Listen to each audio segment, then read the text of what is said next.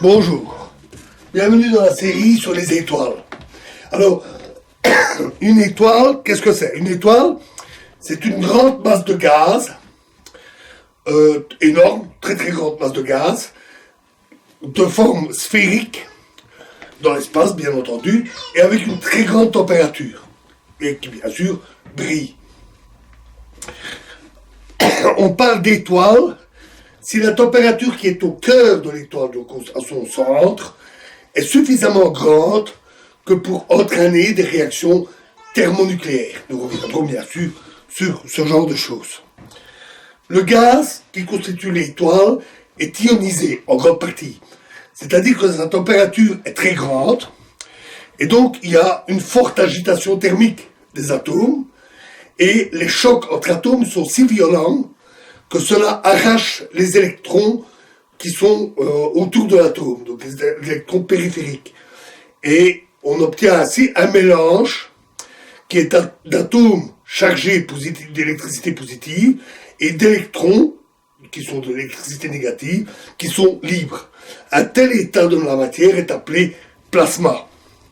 Notons qu'il existe des plasmas plutôt froids, qui sont des gaz à très très basse pression et qu'on retrouve par exemple dans des tubes comme les néons. Les étoiles sont plutôt un plasma dit chaud. Alors, à l'œil nu, quand on regarde un ciel étoilé, la nuit, quand le ciel est bien dégagé, la majorité des points lumineux que l'on voit dans le ciel sont des étoiles. Il y a quelques galaxies, dans ce que l'on voit, comme la galaxie d'Andromède, et quelques planètes, comme Vénus, Mars, par exemple, qui sont visibles à l'œil nu, ainsi que Jupiter et Saturne par de bonnes conditions. Mais la majorité des points lumineux que l'on voit à l'œil nu sont des étoiles, et ce sont même des étoiles relativement proches, qui appartiennent à notre galaxie que l'on appelle la Voie lactée. Parce que comme nous sommes dans la galaxie, dans notre galaxie, et que la galaxie est plutôt comme un disque aplati, on la voit forcément par la tranche, ce qui dans le ciel donne une traînée d'étoiles, bien visible lorsque le ciel est vraiment bien dégagé, bien noir, par nouvelle lune. On voit très bien cette traînée d'étoiles qui forme une bande, la bande zodiacale, et qui est appelée une Voie lactée parce que ça date des anciens Grecs et ça leur faisait penser à une coulée de lait. Alors, les étoiles sont presque toujours regroupées en amas d'étoiles. Ce sont les galaxies, comme la nôtre. Il y a des centaines de milliards de galaxies dans l'univers connu. Ou alors des ensembles plus petits, appelés par exemple amas globulaires. Les étoiles vraiment isolées sont exceptionnelles.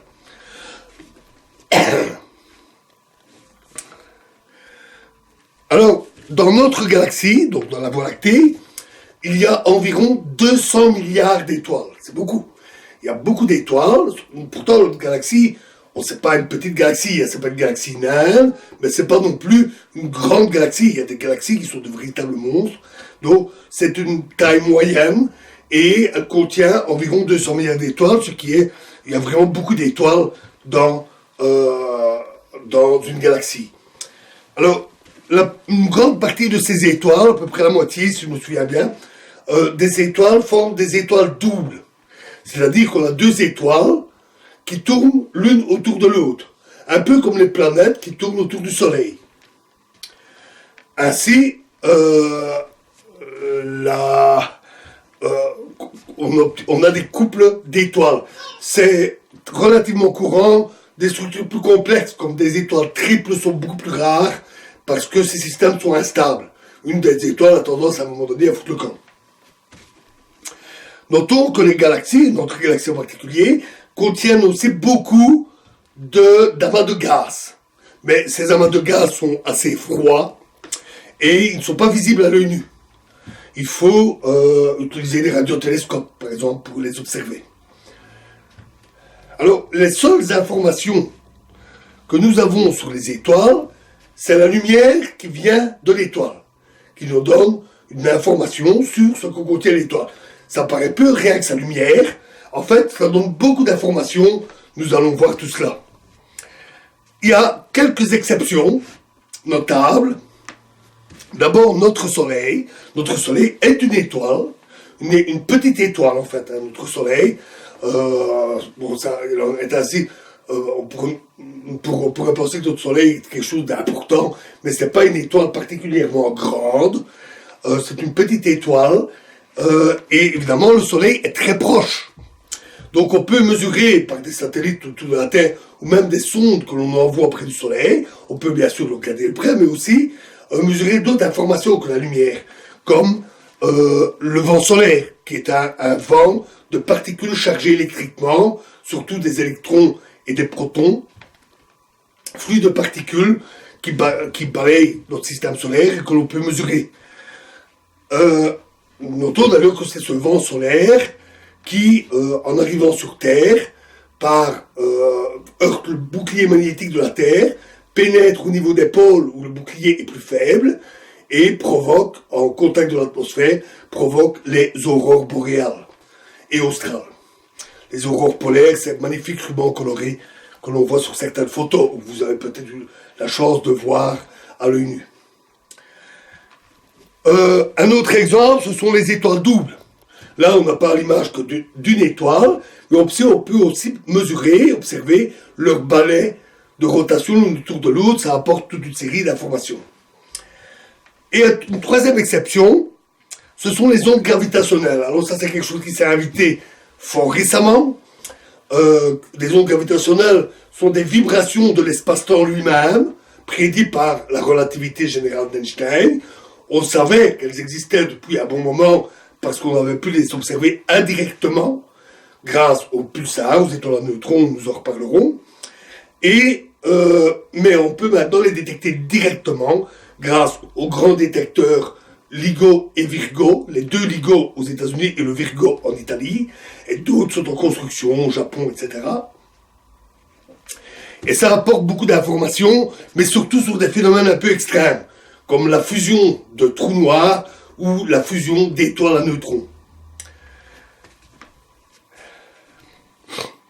Alors quand je parle de la lumière, donc d'observer une étoile, la lumière qui nous donne des informations, c'est la lumière au sens large, ce qu'on appelle les ondes électromagnétiques. C'est-à-dire, non seulement la lumière dite visible, celle que l'on voit avec nos yeux, et ce fut longtemps, très longtemps, pendant des millénaires, la seule information détectable par les astronomes de l'Antiquité jusqu'à une partie du 19e siècle. On ne pouvait voir les lumières qu'en lumière visible, mais depuis quelques décennies, et même en partie fin du 19e siècle, on peut les observer dans le domaine des ondes radio, des infrarouges, des ultraviolets, des rayons X et les rayons gamma. Alors les rayons gamma, c'est une des formes de la radioactivité. Et toutes ces formes, radio, infrarouge, etc., sont toutes des ondes électromagnétiques qui se distinguent par leur longueur d'onde. Nous y reviendrons aussi. Alors, quelles sont les propriétés des étoiles? Il y en a beaucoup. Nous allons commencer en parlant d'abord de leur position. Quand on observe une étoile dans le ciel, on va mesurer sa hauteur, c'est-à-dire l'angle sous lequel on la voit par rapport à l'horizon. On mesure également son azimut, c'est-à-dire la direction dans laquelle on voit l'étoile. Bien entendu, ces informations dépendent de l'heure à laquelle on les mesure, mais également des dates et de la longitude et de la latitude où on effectue la mesure. Donc il faut calculer tout ça et on établit ainsi des cartes célestes. Les cartes célestes sont très anciennes, mais avec l'avènement des grands télescopes fin du 19e siècle, plus toutes ces technologies d'observation d'infrarouge, ultraviolet, etc., ces cartes célestes se sont considérablement étoffées, bien entendu. Une autre information de position importante, c'est la distance. À quelle distance se situe l'étoile? Et ça, c'est beaucoup plus difficile à dire, parce que tout ce qu'on voit, c'est un point lumineux, à l'œil nu ou avec un télescope. Alors, la mesure la plus précise, c'est la mesure de parallaxe. Alors, qu'est-ce que c'est? Vous avez le Soleil et la Terre qui tourne autour. Et tous les 6 mois, la Terre se trouve de part et d'autre du Soleil. Supposons maintenant qu'il y a une étoile. Alors, bien sûr, le dessin n'est pas à l'échelle, parce que la distance ici est très petite par rapport à la distance des étoiles. Les étoiles sont vraiment très loin. Du fait qu'on se trouve tous les 6 mois à une position différente, on voit l'étoile dans une direction différente. Ça varie légèrement. Vous pouvez observer ce phénomène de parallaxe en observant à la fois un objet proche et lointain, par exemple un paysage lointain et un poteau, et en fermant successivement un œil, chaque œil. Avec l'effet de direction qui varie, on voit un décalage, c'est la parallaxe, c'est ceci. Et donc on va mesurer l'angle ici. Alors, on a effectué des... Le problème, c'est que cet angle est très petit. Cet angle est extrêmement petit parce que ces étoiles sont très lointaines. Donc, le triangle ici est en fait très étiré. Et l'angle au bout du triangle est extrêmement petit. Pour donner un exemple, on mesure les angles en degrés. Et donc un cercle fait 360 degrés. Et on divise 1 degré en 60 minutes. Et chaque minute est divisée en 60 secondes. On parle de minutes d'arc et de secondes d'arc. C'est par analogie avec les horloges, bien entendu. Sauf qu'au lieu d'avoir 12 heures, on a 360 degrés. Et donc, une seconde d'arc, c'est très petit. Eh bien, les mesures ici, ce n'est que quelques secondes. Quelques secondes d'arc. Donc, c'est vraiment très petit angle, très difficile à mesurer. Alors, on a commencé à faire ce genre de mesures avec des télescopes, dès la fin du 19e siècle, même peut-être un peu avant. Et on pouvait le faire à l'œil nu, ou avec des télescopes en optique, que pour des étoiles relativement proches. Donc on pouvait le faire pour quelques dizaines d'étoiles. Après, on a lancé, il n'y a pas si longtemps que ça, un satellite appelé Hipparcos, du nom d'un savant grec de l'Antiquité. Et ce télescope, ce satellite, a pu prendre des mesures de parallaxe de plusieurs milliers d'étoiles. Et le nec plus ultra, c'est maintenant Gaïa, qui se situe lui aussi autour du Soleil, et opposé à la Terre. Donc nous on est là, Gaïa est là. Et tous les 6 mois, ça s'inverse. Donc Gaïa est constamment de l'autre côté du Soleil. Gaïa est une machine extraordinairement précise, très sophistiquée, et étant libre des perturbations de l'atmosphère, etc., il effectue des mesures d'une précision incroyable. Et outre un temps d'information, il fait des mesures de parallaxe et a déjà fourni un catalogue reprenant à peu près 1 milliard d'étoiles dans notre galaxie. C'est considérable. C'était un catalogue dont il faudrait des années et des années pour exploiter les données. Alors, en quoi mesure-t-on les distances? Mais pas en mètres. Les étoiles sont beaucoup trop lointaines. On parle d'une distance très commune, et qu'on entend partout, souvent dans la vulgarisation, ce sont les années-lumière. Alors, on dit années-lumière, mais ce n'est pas une durée, c'est une distance. C'est la distance parcourue par la lumière en un an. Parce que la lumière ne va pas à une vitesse infinie. La vitesse se déplace à 300 000 km par seconde, c'est-à-dire environ 1 milliard de km/h. Oui, 1 milliard de km/h. Et c'est la distance parcourue par ça en un an. Ce qui fait, faites le calcul, environ 9500 milliards de kilomètres. Donc une année-lumière, c'est loin. La plus proche des étoiles que nous pouvons voir dans le ciel, c'est Alpha du Centaure, une petite étoile rouge. Et Alpha du Centaure est situé à 4 années-lumière. Par comparaison, notre galaxie, la Voie lactée, qui est un disque aplati un peu allongé, est sur sa longueur long de 100 000 années-lumière. Nous-mêmes sommes sur le bord, plutôt sur le côté, et nous sommes environ, pas tout à fait sur le bord, plutôt aux 2/3 on va dire, et sur le côté étroit, et environ 10 000 années-lumière du centre de la galaxie. À comparer aux 4 années-lumière de Alpha du Centaure, qui est vraiment la porte à côté. Une autre unité de distance qu'on rencontre fréquemment, c'est le parsec. Alors le parsec, c'est la distance qui correspond ici à un angle de 2 secondes d'arc. C'est donc une unité pratique pour les astronomes ou ceux qui utilisent les parallaxes. Un parsec vaut environ 3,6 années-lumière. Une autre unité fréquemment rencontrée en astrophysique ou en astronomie, c'est l'unité astronomique. Alors moins utilisée avec les étoiles, mais on la rencontre fréquemment. Une unité astronomique, c'est la distance entre la Terre et le Soleil.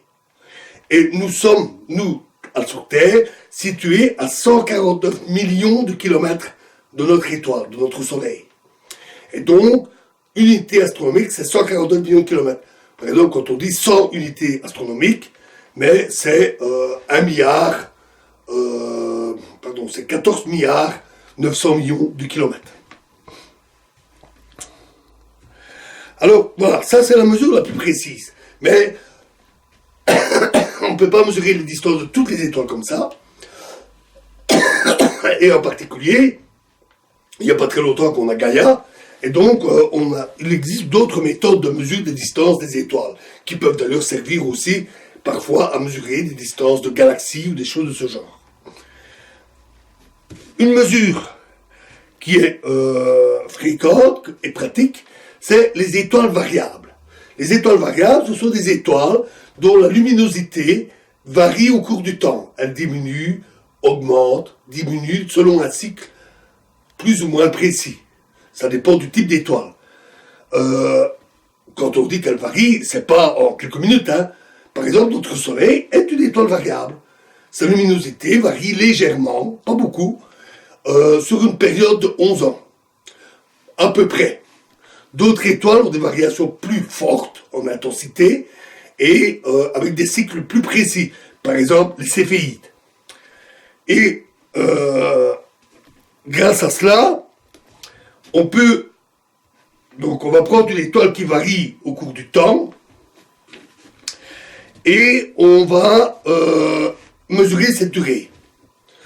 Ensuite, on mesure d'autres informations comme sa température, on viendra sur ça, comment on fait pour mesurer la température, la luminosité de l'étoile que l'on peut observer, et avec ça, on peut dire, tiens, pour ce type d'étoile, pour une telle température, etc., on devrait avoir, par exemple, un cycle de telle durée.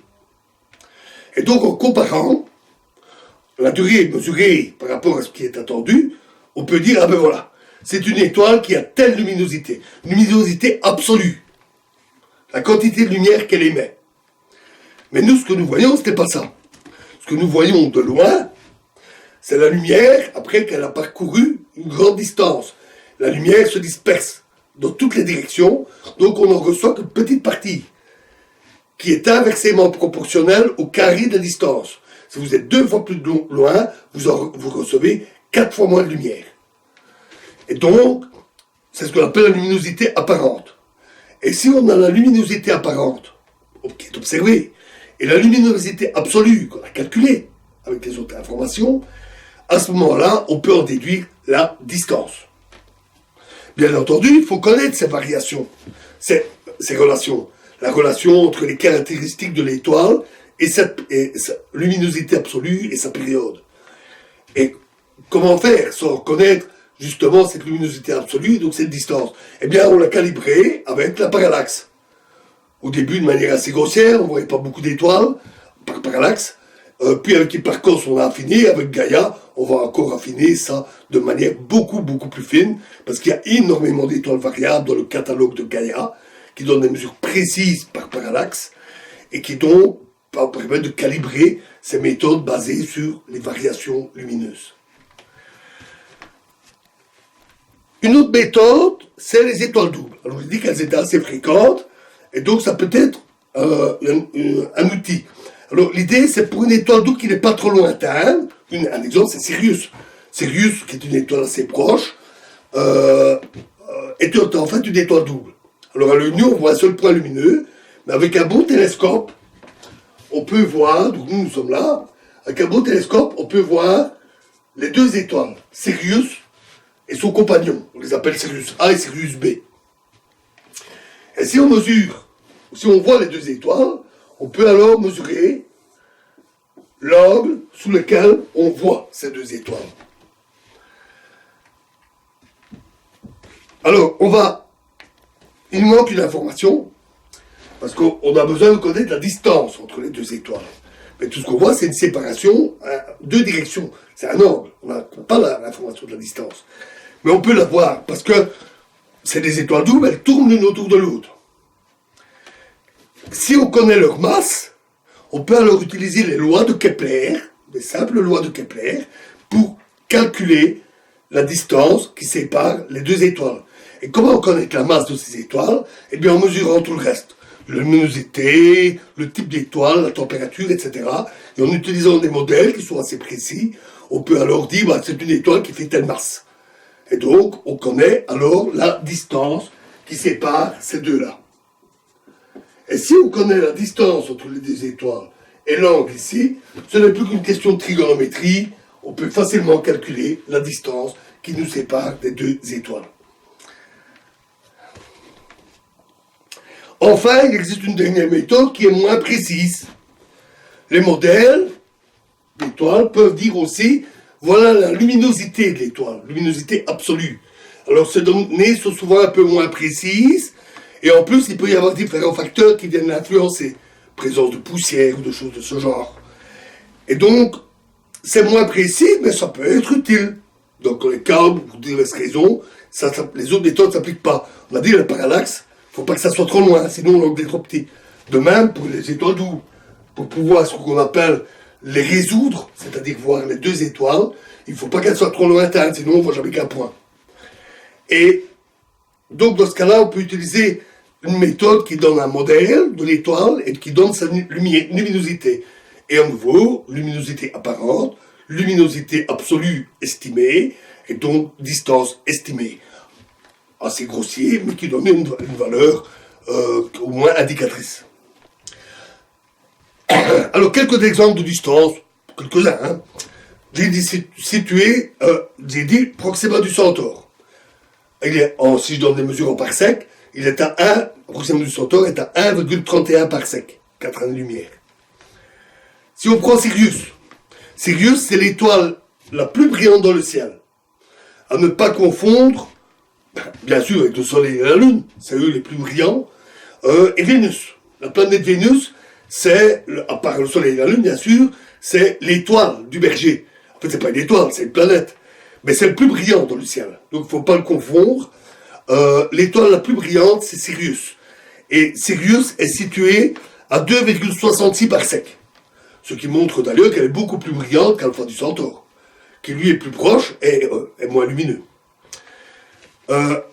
Enfin, un troisième exemple, c'est l'étoile appelée Luyten, située à 3,76 parsec. Et on a les distances maintenant, surtout grâce à Gaïa, de milliards d'étoiles dans notre galaxie, donc le fameux catalogue. Voilà, alors dans la prochaine vidéo, nous continuerons à voir les propriétés. Ici, nous n'avons vu que la position d'étoile. Une étoile a encore beaucoup d'autres propriétés. Nous verrons cela dans la prochaine vidéo. Je vous remercie.